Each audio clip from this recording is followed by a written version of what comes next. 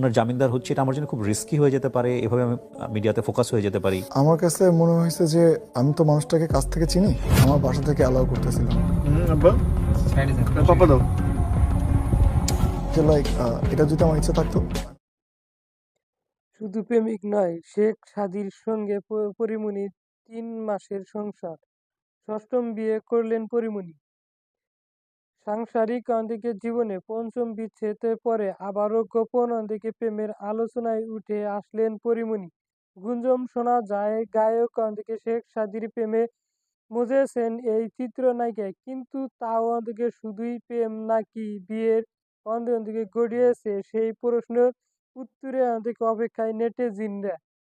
পরীমনির পাশে দিকে শেখ সাদীর উপস্থিত নিয়ে শুরু হয়েছে নানান গুঞ্জন। সামাজিক যোগাযোগ মাধ্যমেও অনেকের দিকে তাদের প্রেমের সম্পর্ক নিয়ে মন্তব্য করেন।